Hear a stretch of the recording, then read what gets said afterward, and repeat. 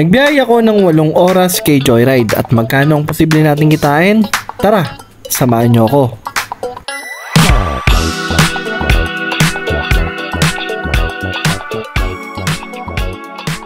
Sige nga, walang gamitan ng Lalamove apps at Joyride lang gamitin mo. Kung magkano talaga kitaan sa 8 hours. Challenge nga natin ikaw, Lods. Sige ba? 10:30 AM na nga na mag-start tayong magbiyahe kay Joyride.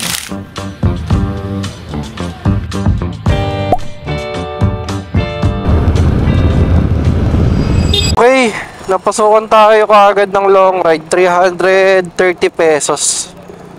Medyo, anong pick up na ito?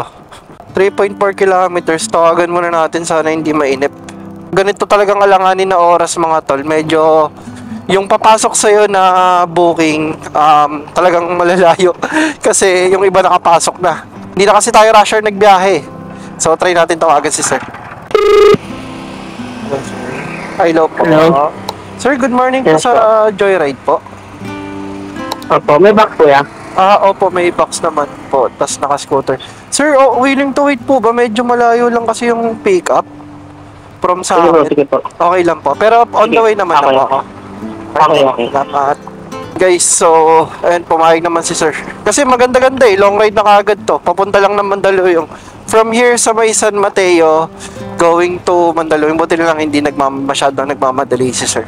Usually, yung mga biyahe ng mga rider, mga tol, is, minsan, alam ko, maalis sila ng alas 5 eh. Alas 5 hanggang alas 10, yan kasi yung rush hour eh. Yung peak ng mga pasokan ng mga tao. Bago nga tayo makarating sa pick-up location eh, nagpagas muna tayo ng 120 pesos. Ano tayo? 120? Unleaded. When my feeling today. Thank you. After nga niya na pick up na natin si Ma'am. Bali from here sa may San Mateo going to Mandaluyong for 330 pesos. After nga ng almost 1 hour na biyahe, dadap na natin si Ma'am and kumita tayo dyan ng 330 pesos.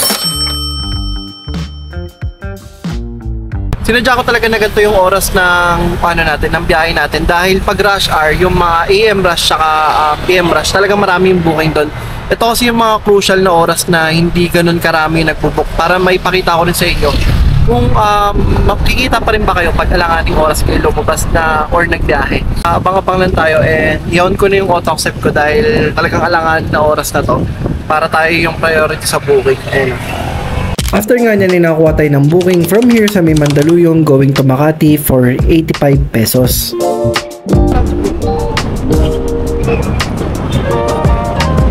Sa totoo lang, Makati talaga yung pinaka-iniiwasan kong lugar dahil bukod sa puro one way, puro building ang pick up. Dito ay nakarating na tayo sa drop off at kumita tayo dyan ng 85 pesos. Salamat! After nga niyan ay napasukan kagad tayo ng booking papuntang Santa Mesa, Manila from here sa may Makati. 80 pesos lang yung pair pero ginawang 100 pesos. After ng ilang minuto ay nakarating na agad tayo dito sa may Santa Mesa, Manila at kumita tayo dyan ng 100 pesos. After nga niyan ay medyo tinumal tayo sa booking at nanghintay lang tayo saglit dito sa may Santa Mesa, Manila.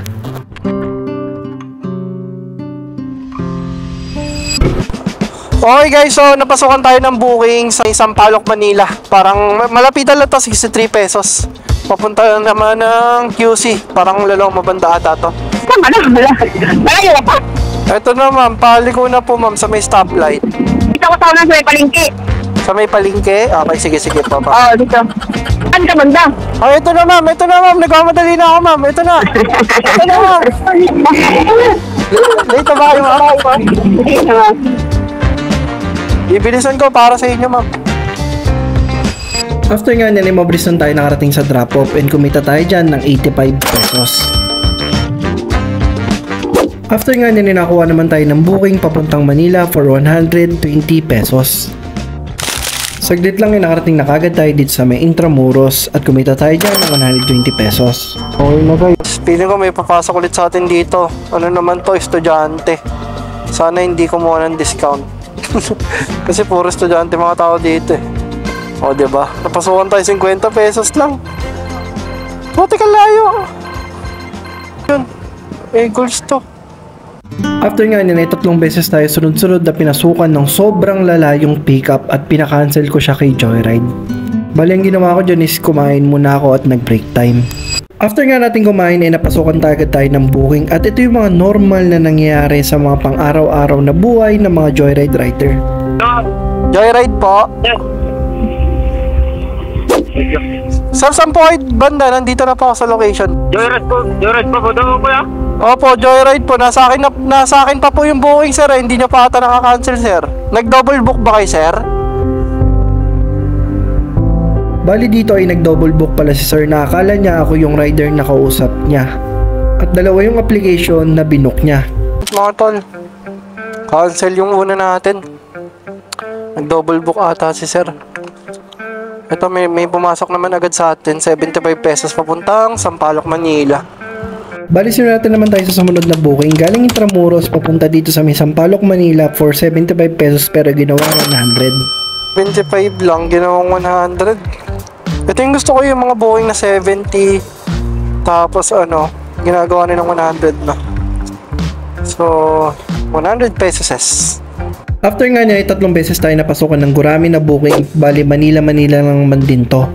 Isang 50 pesos, 55 pesos, at isang 63 pesos.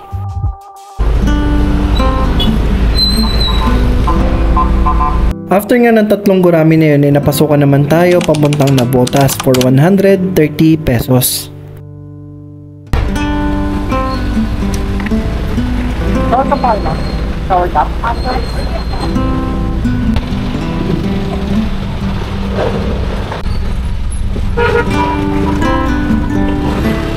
Sa totoo lang at this point medyo nakakaramdam na rin ako ng pagod dahil iba talaga pag puro pasahero yung sinasakay mo.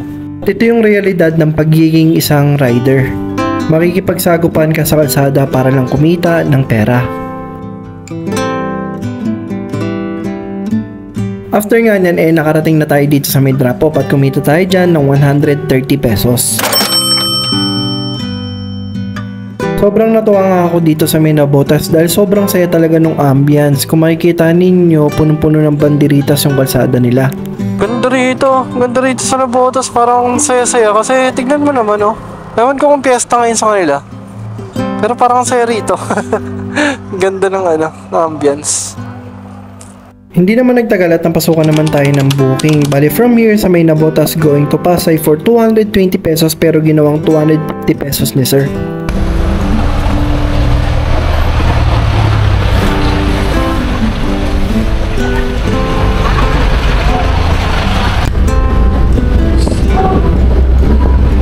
At dito pasado alas 5 na kaya sobrang inabutan kami ng traffic.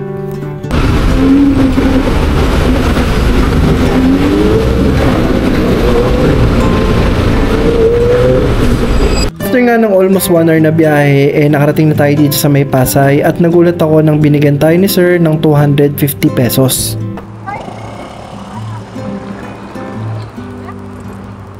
Tama sir Ay, bigyan kita sticker sir Para pag nagbarko ka na sir, panonoorin mo pa rin ako sir.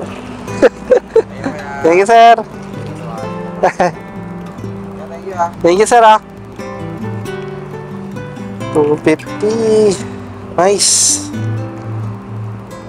250 pesos. Ano na guys, 5:45 na and ilang minuto na lang mag-out na tayo.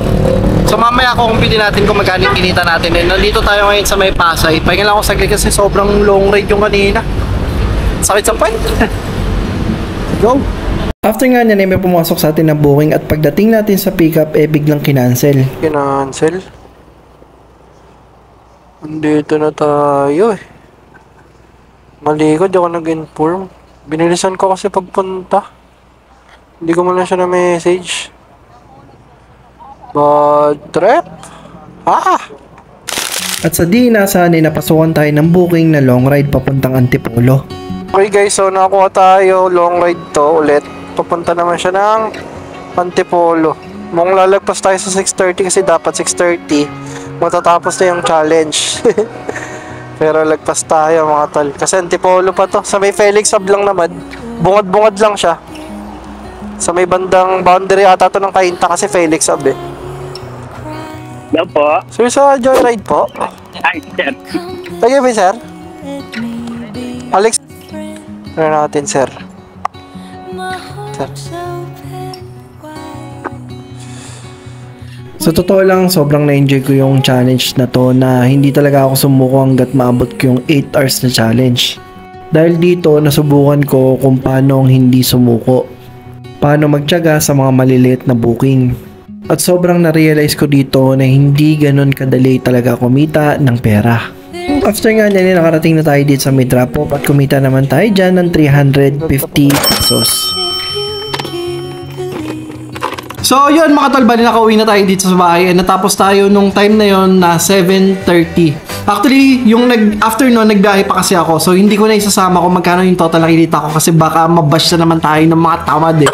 Kasi nung last vlog natin, di ba, nirelease ko yun. Actually, vlog ng December naman talaga yun. Pero kasi, alam mo yun, ang daming reklamo, ang daming bash, di ba? So, yung kinita ko ngayon na total talaga, hindi ko nasasama until dun lang sa challenge natin na 8 hours challenge. Dapat 6:30 pa lang tapos na pero nakakuha tayo ng long ride kaya natapos tayo ng 7:30. So, ang total na kinita natin for 12 bookings is 1,718 gross income yon sa 8 hours natin. Actually, kasama na rin kasi yung break. So, parang 8 hours na nga rin din. And, syempre, ima-minus natin dyan yung 240 na gas minus 300 na top up. So, 1,178 pesos yung total na kinita natin sa 8 hours challenge natin.